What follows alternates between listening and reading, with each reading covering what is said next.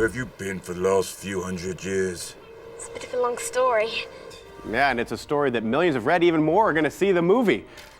Welcome to Dailies. I'm Mike Richards. 2 years after the original, The Chronicles of Narnia is back. The four young stars who started the Narnia movie craze, the Pevensie children, they return this time with an even bigger purpose. Dailies' Jill Simonian, she talked to them all.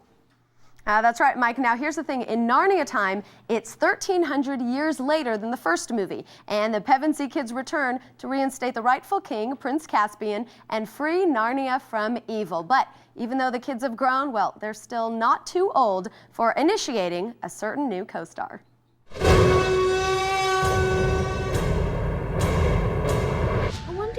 Here. I think we do. The fear that you have is, what if the kids don't get along anymore? What if something's happened? What if somebody's changed? They just slotted straight back in. There was the same teasing, the same bickering, the same cuddles. So who was bickering?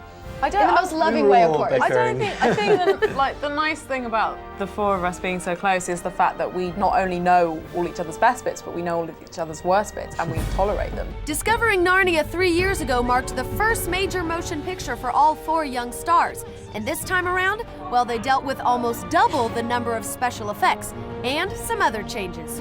Some of your teeth were falling out during shooting and you had to wear false teeth? I lost these two and I had to have dentures, and I left them in a napkin at a restaurant once. And the next day, nearly all the production team was searching through the bins.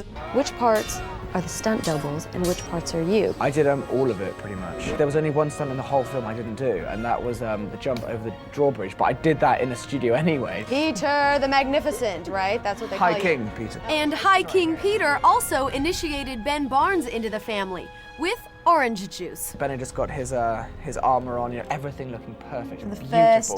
First time. Everybody was around him. I go up like an idiot and I sneeze and squeeze the bottle and cover him. Sure enough, the director pulls up in the car and I'm like, oh no. So I run straight for my car, have the newspaper up, and I don't think Ben was too happy with me after that moment. But Barnes won't have to worry about pranks like that anymore. Prince Caspian is the last time that Peter and Susan appear in the Narnia stories. How much you gonna miss her? There'll be tears. There'll be tears. There'll be tantrums. Ganna's going through serious counselling. It's all very traumatic. Don't know how I'm gonna handle it.